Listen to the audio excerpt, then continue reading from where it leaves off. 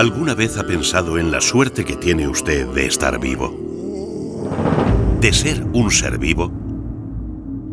Ningún ser humano ha visto un ictiosaurio vivo y ninguno podrá verlo jamás.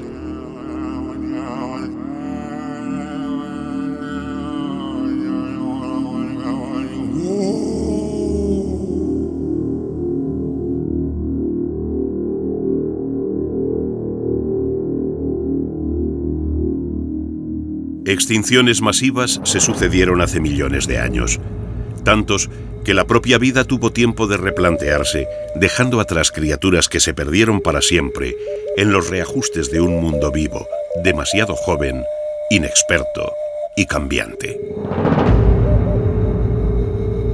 Ningún ser humano, ni usted, ni sus hijos, ni los descendientes de sus hijos, podrá ver jamás un lobo marsupial vivo, a pesar de que nuestros abuelos compartieron el mundo con ellos. Ninguno podremos ver jamás un dodo, ni un moa, ni un alca gigante. Somos el vector más eficaz de un fenómeno tan antiguo como la vida, la extinción de las especies.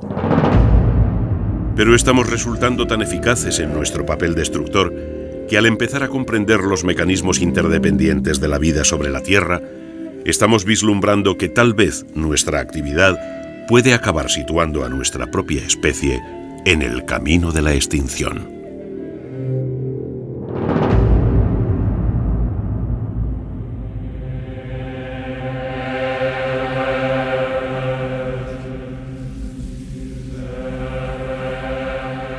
La vida es, por encima de todo, un misterio.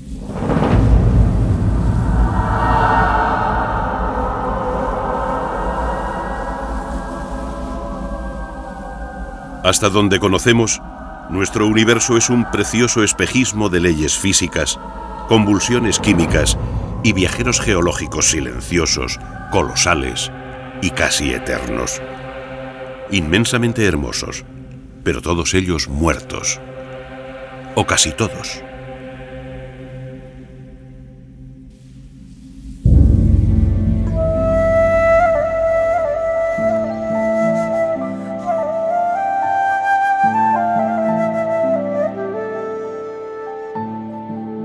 Una diminuta mácula azul en una inmensidad oscura y muerta. La Tierra.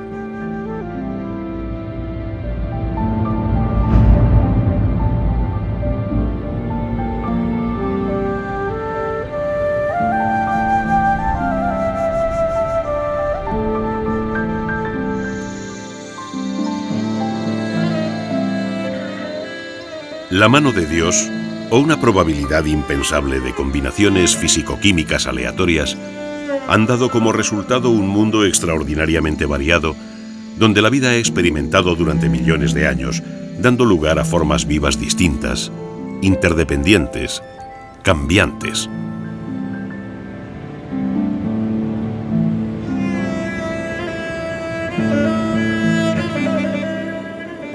La Tierra se convirtió en un planeta de posibilidades para la vida.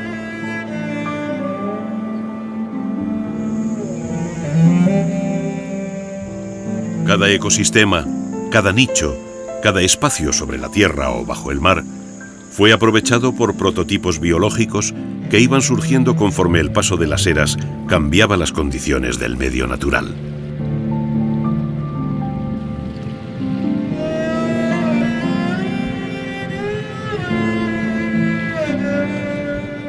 Las especies cambiaron según maduraba el planeta.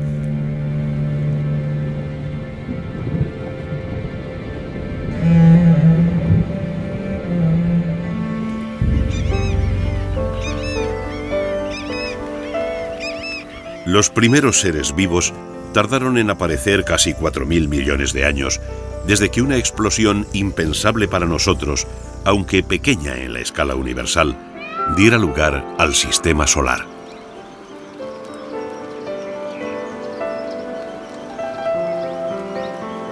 Pero una vez que la vida emitió su primer pulso, comenzó a cambiar de forma imparable.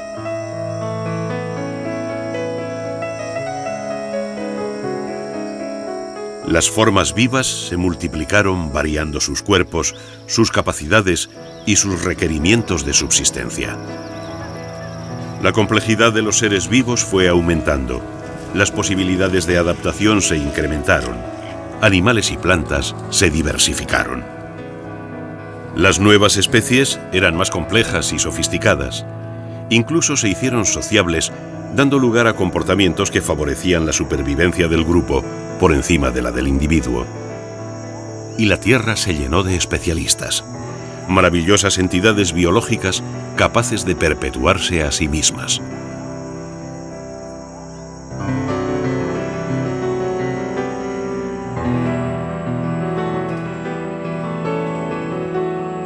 La vida se extendió hasta los confines de nuestro pequeño y extraordinario planeta.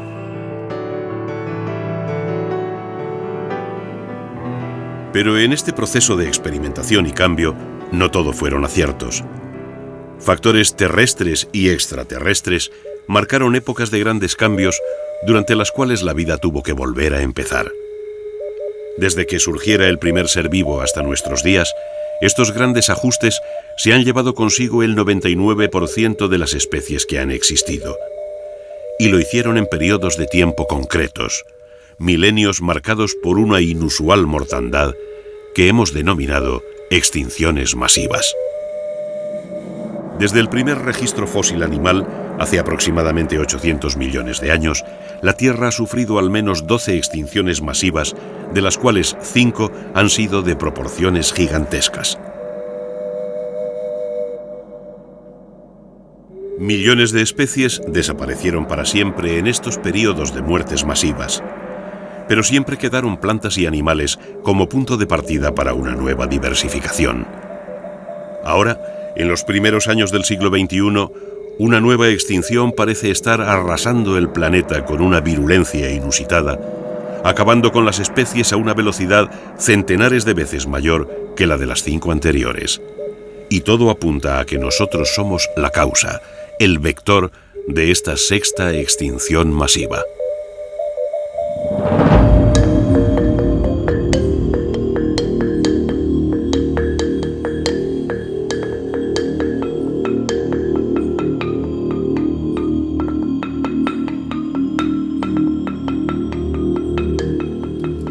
Cuando nos hablan de extinciones en la prehistoria, tendemos a remontarnos en el tiempo a una tierra habitada por animales fabulosos, los dinosaurios.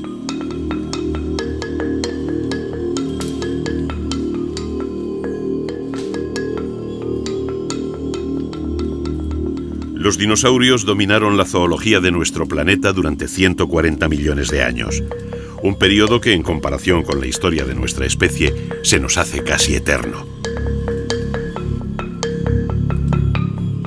Los dinosaurios solo dominaron el mundo durante un breve periodo de tiempo si lo comparamos con la edad de la Tierra.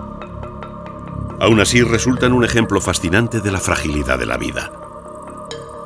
Porque, aun siendo los más formidables y poderosos seres que han poblado nuestro planeta, nada pudieron hacer contra las fuerzas del cosmos.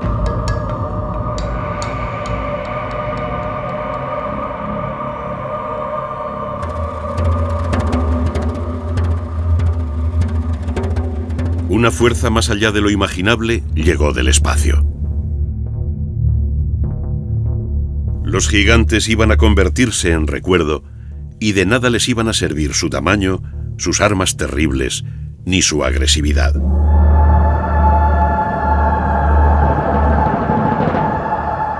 La ruleta rusa del cosmos iba a dispararse en la tierra de los dinosaurios.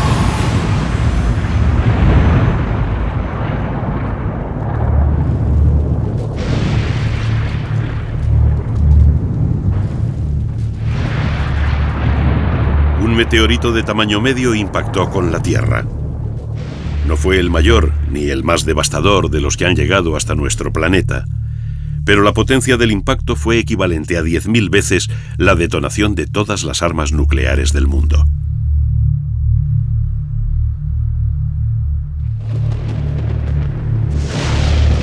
Los bosques ardieron, uniendo el humo al polvo levantado por el impacto y a las emisiones de millares de conos volcánicos.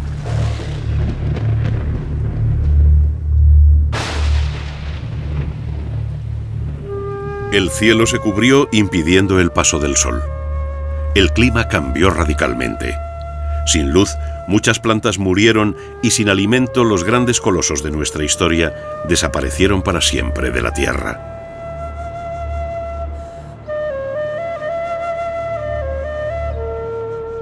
Con todo, esta tragedia del Cretácico no fue ni la primera, ni mucho menos la más devastadora extinción masiva.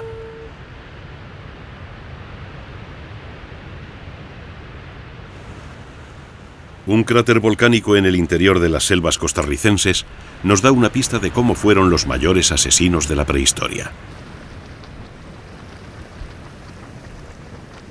Estas pequeñas algas unicelulares son descendientes de bacterias fotosintéticas que cambiaron el mundo hace 3.000 millones de años, produciendo el mayor caso de contaminación de la historia de la Tierra. Un envenenamiento producido por un gas altamente agresivo, el oxígeno. Las bacterias fotosintéticas dominaron la Tierra cambiando su atmósfera. Pero también ellas perdieron su supremacía cuando la vida comenzó a devorarse a sí misma, cuando los animales pudieron alimentarse de plantas u otros animales. Hoy, solo en lugares aislados como esta costa australiana, los últimos estromatolitos, colonias de estas bacterias fotosintéticas, quedan como testigos de lo efímero de las supremacías en nuestro planeta.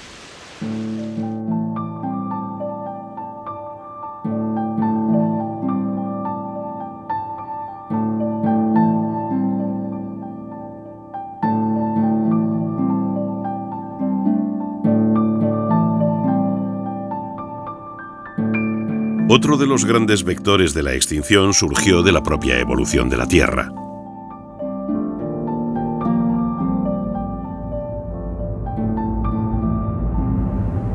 Desde que se inició la vida, la fragmentación y deriva continental supuso un cambio brutal en todos los ecosistemas terrestres y marinos.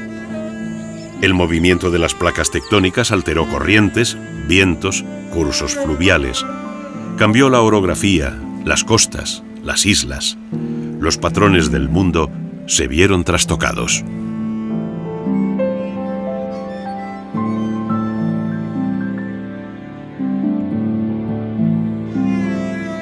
Con el movimiento de las masas continentales, los mares cambiaron, afectando al clima de todo el planeta. Hace 60 millones de años, el supercontinente Gondwana se fragmentó, dando lugar a nuevos y poderosos océanos. Australia se independizó como isla y comenzó su lento camino hacia el norte. Las corrientes marinas cambiaron su flujo titánico, rodeando al continente más austral de aguas frías. Y la Antártida se heló.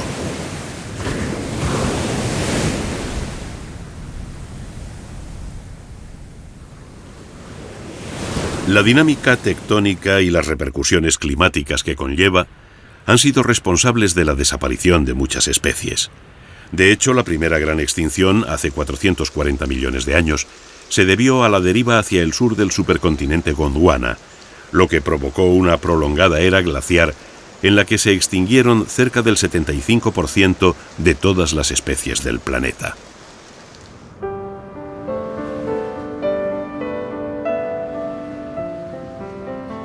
Cambios globales de temperatura generaban glaciares o creaban desiertos.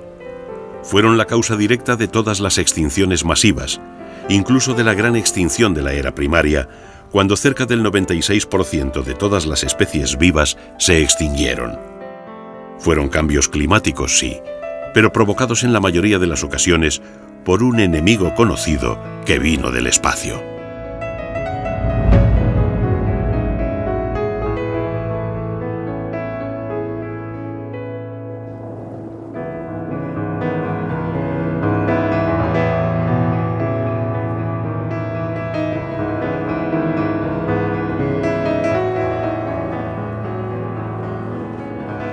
La vida es un proceso cambiante y cruel al que parece no importarle los individuos ni las especies, sino la propia continuidad de la vida.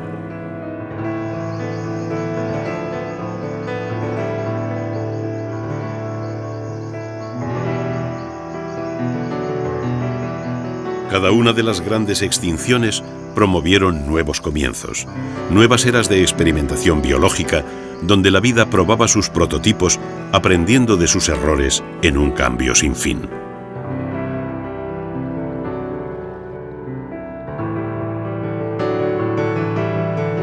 Todo parece apuntar a que estas mortandades masivas son imprescindibles para la evolución, ese proceso mal conocido y difícil de entender que ha diversificado la vida, haciéndola cada vez más compleja y especializada.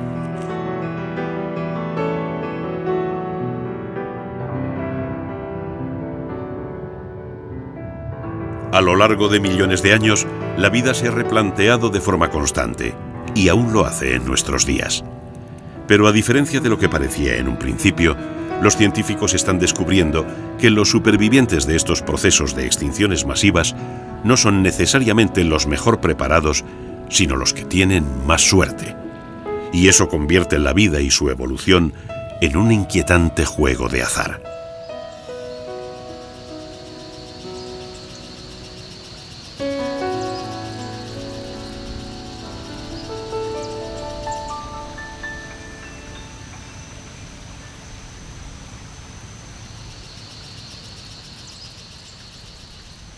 Desde que tenemos información en el registro fósil, y probablemente desde el origen del mundo, las especies no han dejado de cambiar conforme el planeta y sus hábitats se modificaban, de tal forma que podríamos decir que se creaba un mundo nuevo cada cierto periodo de tiempo.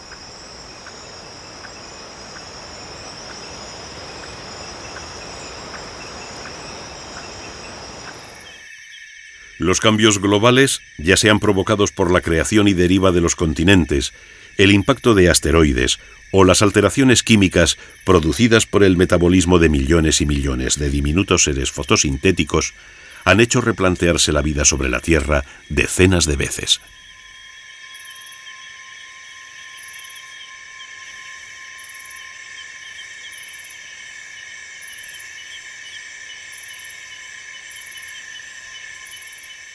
Nuevos mundos y nuevos habitantes. Este es el patrón general en los continentes desde hace 800 millones de años. Una máxima que ha dejado por el camino millones de especies que un día fueron tan reales y pujantes en nuestro planeta como hoy podemos serlo los seres humanos.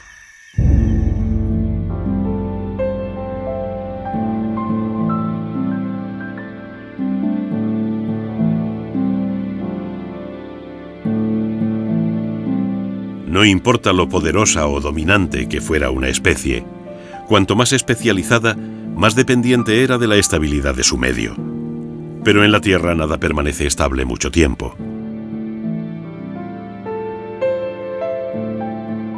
La respuesta a nuevos retos dio lugar a la evolución.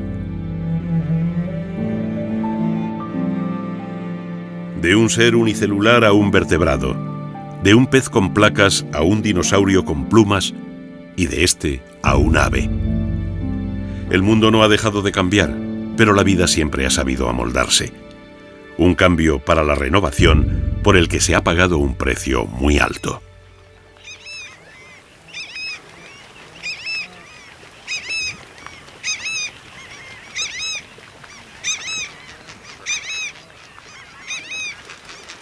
En todo este camino sembrado de extinciones masivas, ha habido sin embargo grandes supervivientes, familias, géneros y especies que han continuado su lenta evolución superando las grandes crisis a lo largo de millones de años, ya sea porque sus hábitats han permanecido estables o porque sus diseños evolutivos les han permitido adaptarse a los cambios.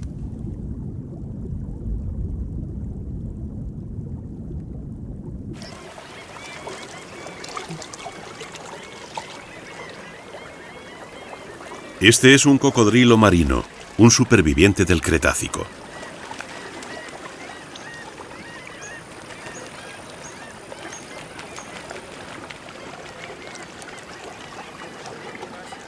Los primeros antepasados de los cocodrilos actuales aparecieron a principios del Triásico, hace 230 millones de años aproximadamente, en un mundo dominado por los dinosaurios. Eran nuevos prototipos evolutivos que iban a resultar tan eficaces y adaptables que sobrevivirían hasta nuestros días.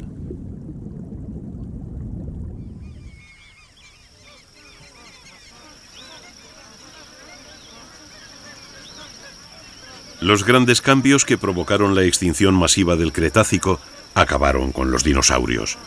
Pero los cocodrilos, sin embargo, consiguieron sobrevivir. Hoy su mundo es muy diferente de aquel de hace 80 millones de años. Pero las mismas soluciones adaptativas, los mismos diseños que entonces les fueron útiles, siguen sirviéndoles en este mundo del siglo XXI.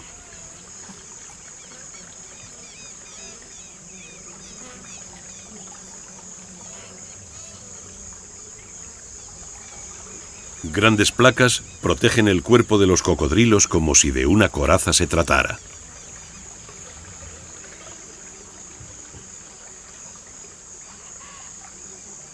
Sus órganos, sus sentidos, su fisiología en general es rústica, tal vez arcaica, pero los ha mantenido vivos durante millones de años.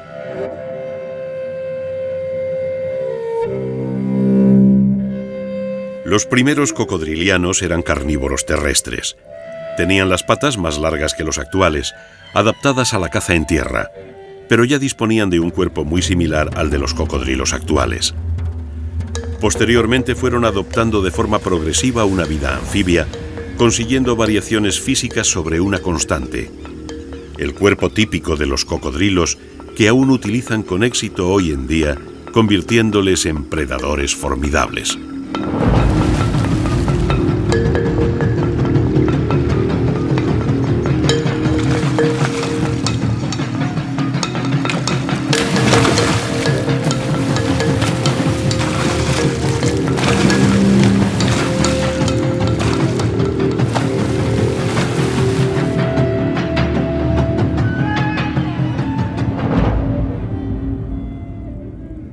Los diseños supervivientes a las grandes extinciones, como es el caso de los cocodrilos, son de todas formas la excepción a la regla.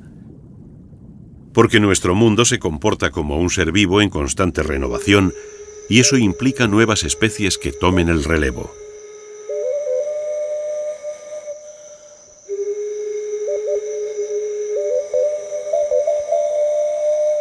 Hoy, la Tierra es un mundo de sofisticados especialistas. Las comunidades biológicas están formadas por millares de especies, millones de seres vivos que basan sus vidas unos en otros de forma que todos dependen entre sí.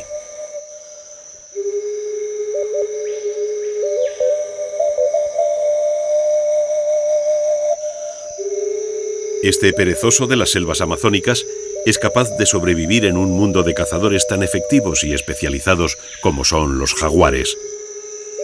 Y si lo consigue, es gracias a algo tan sencillo y difícil como poder vivir sin necesidad de bajar al suelo.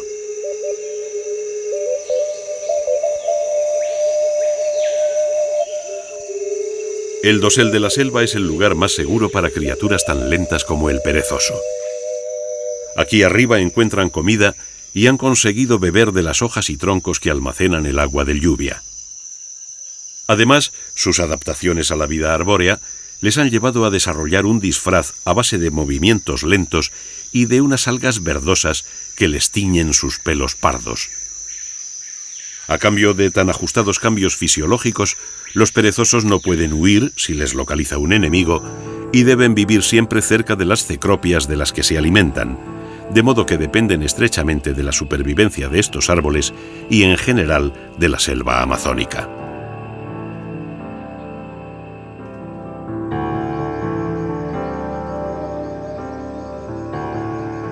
Uniones tan especializadas como la de los perezosos, las algas verde-azuladas que viven en sus pelos y algunas especies de árboles amazónicos como las cecropias han funcionado tan bien que se han extendido por todo el mundo.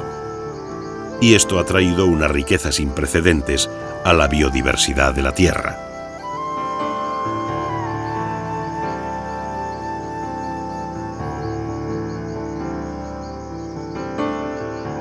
Las uniones ecológicas han hecho que la vida se diversifique como no lo había hecho en su larga historia evolutiva. Pero este éxito tiene sus riesgos.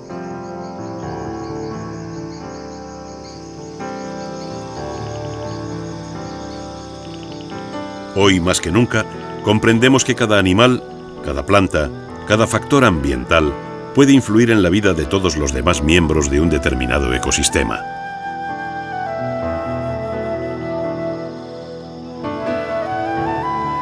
Lo mismo que algunas especies sociables han conseguido conquistar infinidad de medios gracias a la especialización de los individuos del grupo en los diferentes trabajos que requiere la sociedad, estos ecosistemas complejos necesitan de los diferentes miembros que lo componen para su óptimo funcionamiento.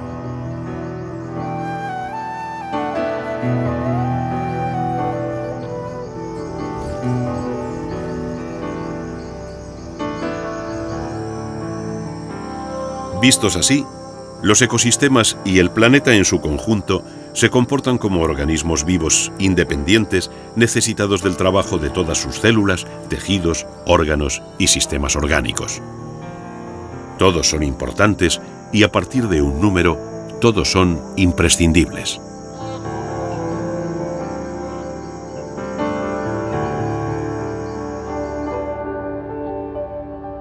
Esta especialización llegó al máximo en las islas que la deriva continental separó del resto de los continentes. Madagascar fue una de ellas.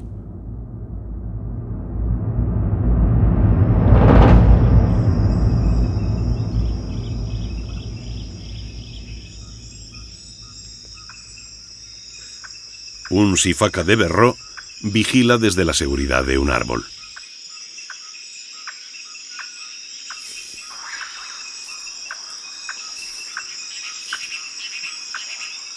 Los sifacas, como todo el grupo de los lémures a los que pertenecen, surgieron en la soledad evolutiva de Madagascar.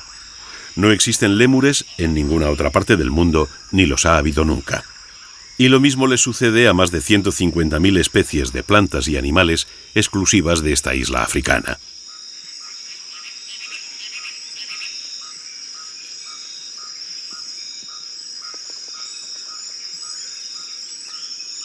Los lémures aparecieron después de que Madagascar se separara del continente africano.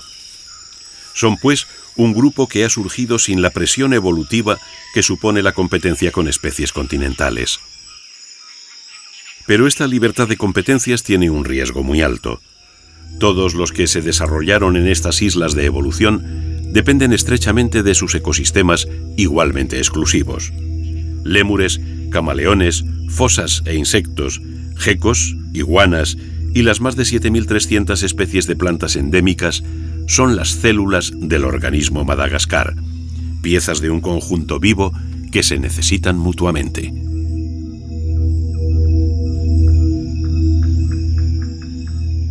Y esto afecta por igual a animales y plantas, a grandes y a pequeños, a cazadores y a presas.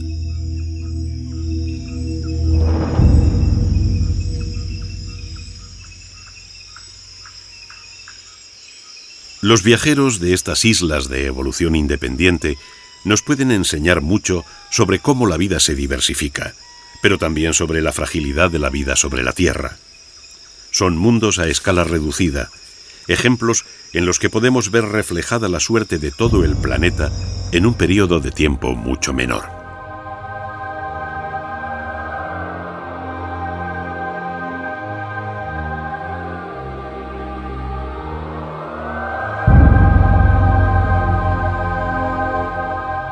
Al otro lado del Océano Índico, una isla mucho más grande conserva especies que nos muestran cómo pudo ser el mundo sin los mamíferos placentarios.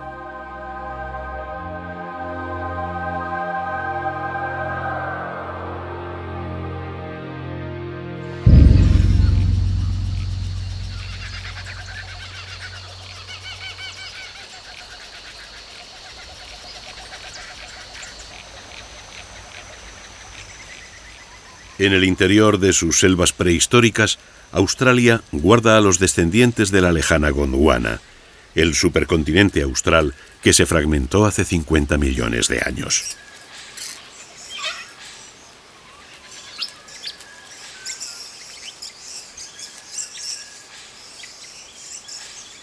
Este equidna es un representante de un linaje que se quedó anticuado cuando los mamíferos adquirieron la capacidad de desarrollar a sus crías en su interior, librándose así de la fórmula más antigua, que era poniendo huevos.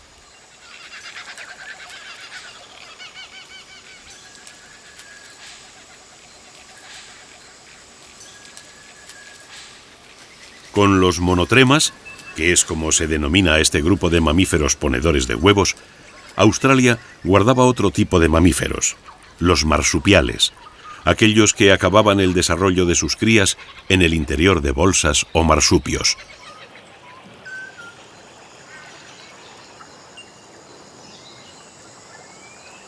Los marsupiales, y la mayoría de las especies originarias de la lejana Gondwana, habían dejado atrás la competencia continental a la que se enfrentaban las plantas y animales del resto del mundo. Pero también a ellos Australia les iba a someter a duras pruebas.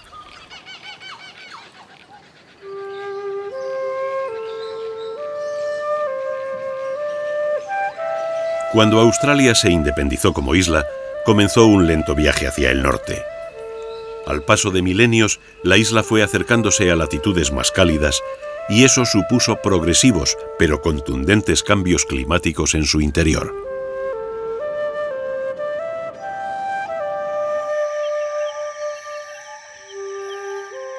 El calentamiento de aquella joven Australia podría haber sido la causa de una extinción masiva en su interior, pero el proceso fue tan lento que los animales australianos tuvieron tiempo de adaptarse y evolucionar.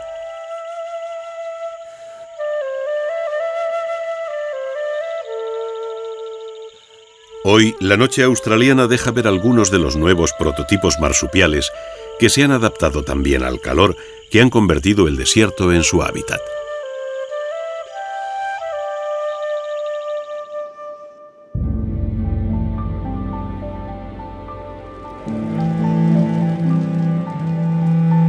El caso de Australia es un ejemplo perfecto para comprender que en las extinciones masivas que han asolado nuestro planeta hay un factor determinante en función del cual la Tierra y la vida tienen capacidad de sobreponerse: el tiempo. El impacto de un meteorito es una agresión de tal magnitud y rapidez que desencadena la desaparición de millones de especies. Pero los cambios paulatinos, las transformaciones progresivas de nuestro mundo, dan tiempo a la evolución para que sus especies se adapten a las nuevas condiciones. Y esa capacidad ha sido la que ha hecho que, a pesar de las grandes extinciones, la vida se haya recuperado una y otra vez.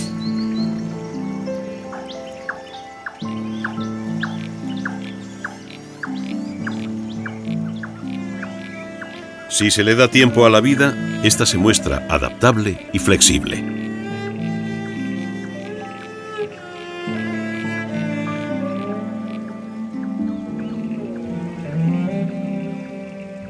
Los casuarios australianos son descendientes de las aves gigantes que vivían en el supercontinente Gondwana. Aquellos gigantes de más de 500 kilos dieron lugar a las avestruces africanas, los ñandúes sudamericanos y a los emúes y casuarios de Oceanía.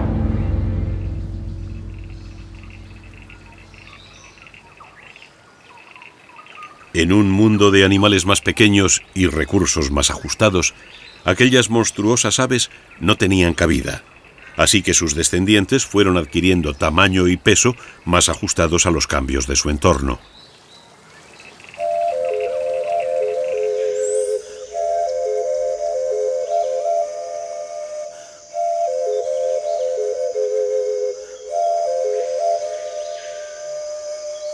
Al otro lado del mundo, en las selvas que baña el Orinoco, un grupo de hoatzines se alimenta entre las copas de los árboles. Como tantas otras especies, los hoatzines surgieron como respuesta a la oportunidad de alimentarse y vivir de forma permanente en las copas de los árboles amazónicos. Y como sus antecesores tuvieron tiempo suficiente, un tiempo que geológicamente no es mucho, pero que se mide en millones de años, surgió esta especie, un ave vinculada vitalmente a los árboles de los que se alimenta, una especialización que permite a los hoatzines alimentarse sin tener que hacer grandes vuelos.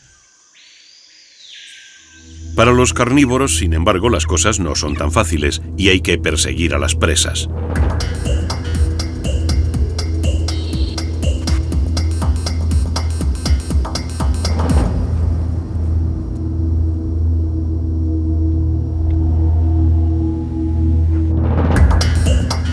Las rapaces se armaron de garras y picos capaces de matar. Tal y como hacían los grandes dinosaurios carnívoros, que ahora sabemos que también tenían plumas, los cazadores del aire necesitaron desarrollar resistencia, rapidez y pericia en el vuelo. Todo lo contrario que los tranquilos o alcines.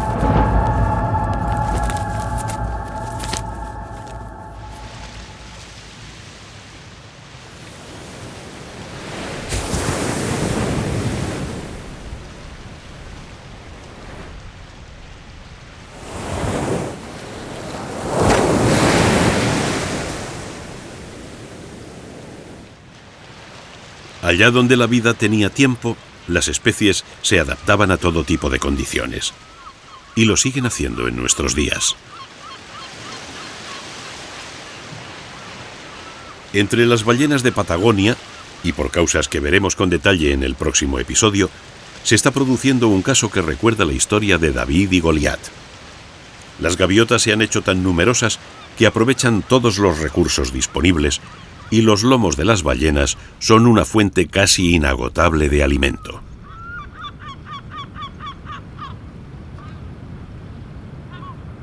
Es un caso sorprendente, pero que demuestra la adaptabilidad de las nuevas especies, animales surgidos de millares de pruebas evolutivas en dura competencia con otros animales.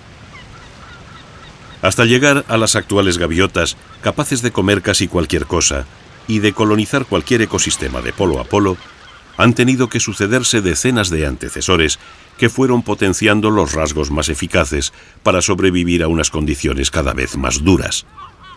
Es una solución opuesta a la de los superespecialistas, animales muy bien adaptados a un medio concreto, pero que dependen de él completamente.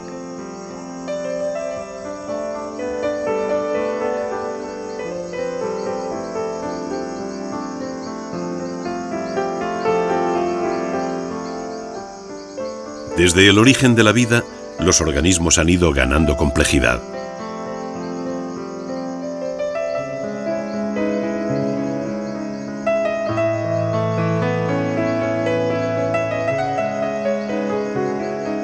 Las nuevas especies, los nuevos prototipos de la vida, son más efectivos, más sofisticados y precisos.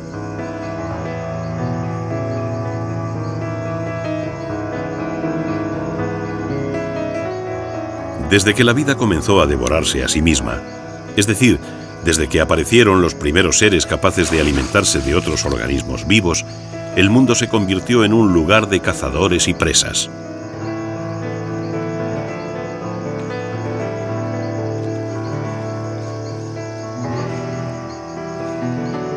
Armas cada vez más sofisticadas surgieron para la agresión y la huida, para acechar y para esconderse, para capturar a la presa y huir del cazador.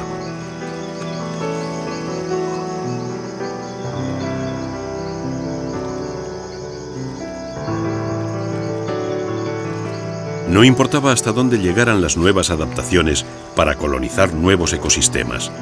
Allí donde llegaba una presa, surgía con el tiempo un cazador.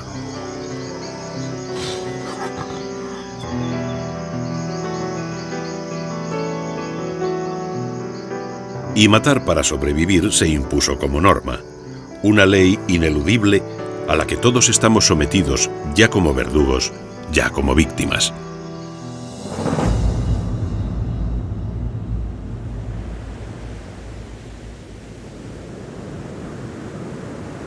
Cuando los mamíferos volvieron al mar, lo hicieron por partida doble.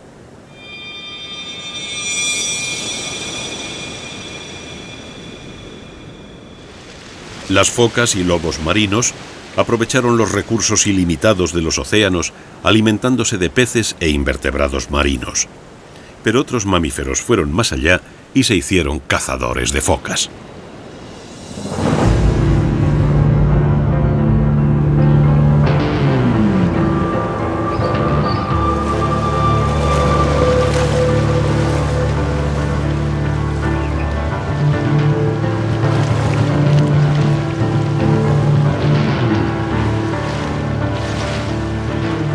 Estos nuevos cazadores contaban con una estructura social bien desarrollada, un arma formidable que les permitía cazar en grupo.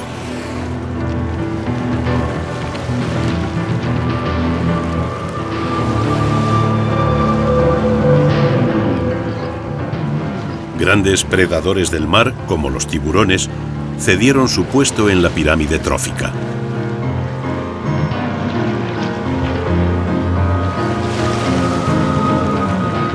Estos grupos organizados convertían al resto de las criaturas marinas en presas potenciales, y ni siquiera las gigantescas ballenas azules se libraban de su amenaza.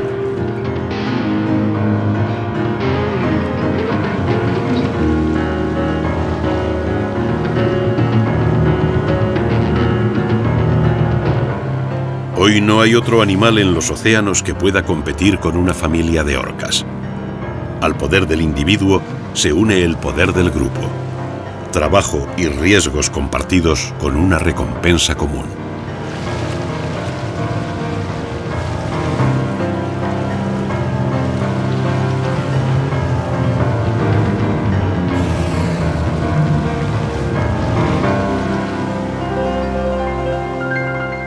Las orcas son un ejemplo del poder de la evolución y una muestra de sus axiomas. Si no se producen cambios bruscos y de magnitud global, las nuevas especies cumplen la teoría de la selección natural y el más apto sobrevive. Pero cuando hablamos de cambios bruscos, estamos hablando en la escala de tiempo geológica, donde miles de años son apenas un instante.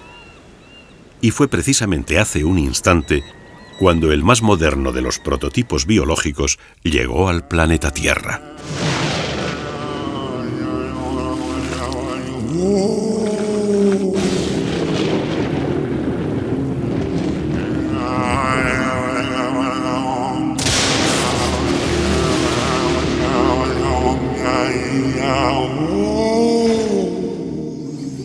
Esta era una especie diferente.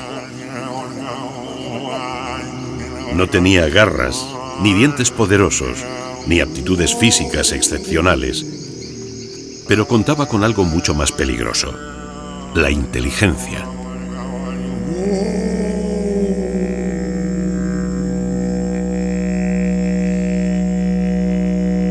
La aparición del hombre iba a cambiar para siempre el planeta.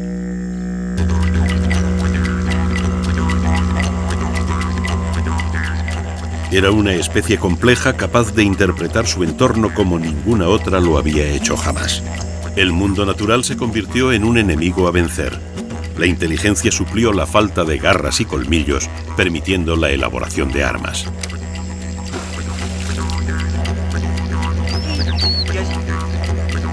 Y el hombre se convirtió en un cazador temible. La fascinación del poder se adueñó pronto de nuestra especie. La obtención de alimento ya no era bastante. Ahora el hombre tenía el poder sobre la vida y la muerte, y matar sin necesidad se hizo parte de nuestras señas de identidad.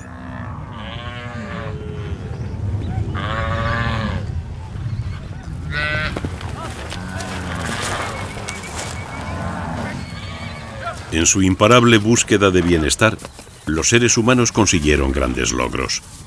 Buscar la comida recolectando y cazando implicaba pasar periodos de privación, estar en permanente movimiento y depender del clima y las estaciones. Así que la domesticación de los animales salvajes resultó una solución fabulosa para atajar el problema, que permitía además permanecer en un mismo lugar durante el tiempo que se quisiera. El hombre se hizo sedentario y aprendió a cultivar el suelo, del que extraía tantos alimentos que aún podía conservar sus excedentes y dosificarlos en los meses improductivos.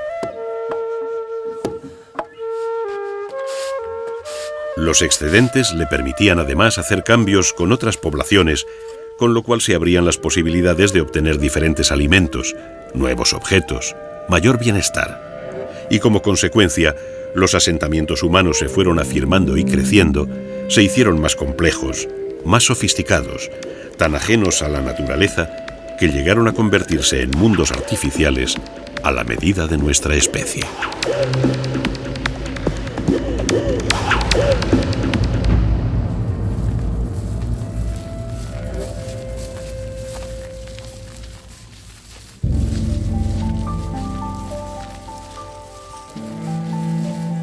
Con plantas y animales a su alcance durante todo el año, El hombre había dado el paso decisivo para conquistar el mundo. Era cuestión de tiempo que nuestra especie proliferara. Y vaya si lo hicimos.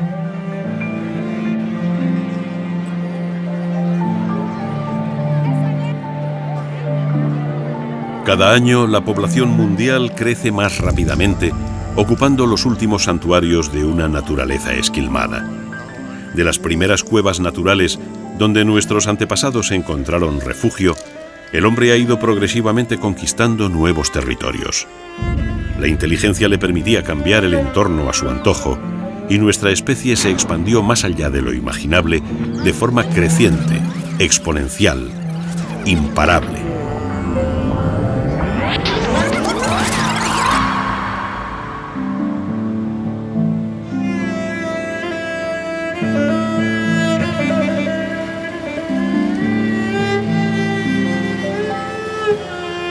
Hemos cambiado de tal manera nuestro entorno natural que ya no podríamos vivir en él.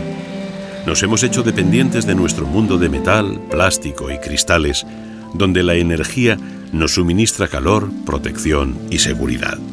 Pero para conseguirlo, estamos destrozando el mundo. Nos hemos convertido en un vector de extinción tan devastador como pudieron serlo la deriva de los continentes o el impacto de los meteoritos. Pero estamos haciéndolo con una velocidad miles de veces superior. Y ya hemos visto que la vida necesita tiempo para poder absorber los cambios, pero un tiempo geológico, o lo que es lo mismo, muchísimo tiempo. Las consecuencias de nuestras acciones se han convertido en problemas ecológicos globales. Estamos cambiando el clima de toda la Tierra y los primeros indicios surgen donde menos se esperan. Las especies se extinguen con una rapidez como nunca antes se había conocido en la historia de la Tierra, a un ritmo 10.000 veces superior a la velocidad con la que surgen nuevas especies. Somos los causantes de la sexta extinción masiva, una extinción que se está produciendo hoy, ahora.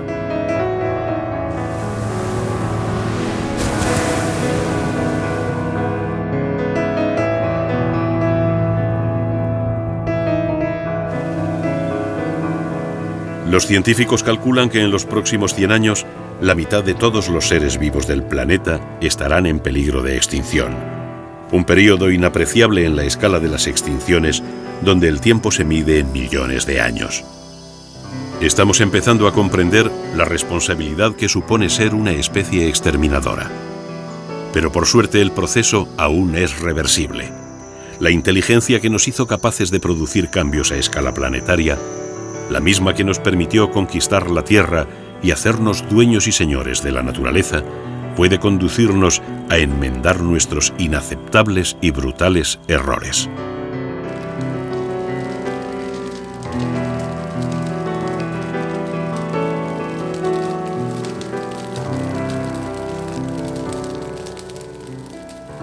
Hoy son muchos los que han emprendido la tarea urgente de dar marcha atrás al proceso de extinción que hemos provocado. Y cada día son más los voluntarios que se unen a la causa.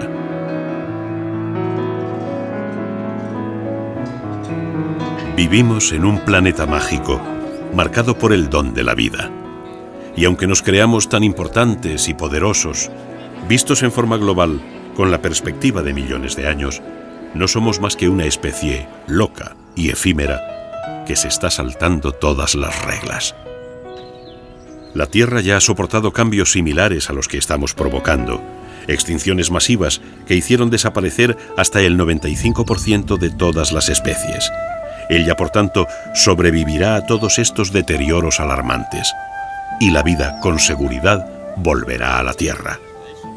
Pero si no somos capaces de evitarlo, nuestra especie, como los dinosaurios, los tigres marsupiales o los ictiosaurios, será tan solo un recuerdo de un instante insignificante en la larga vida del planeta Tierra.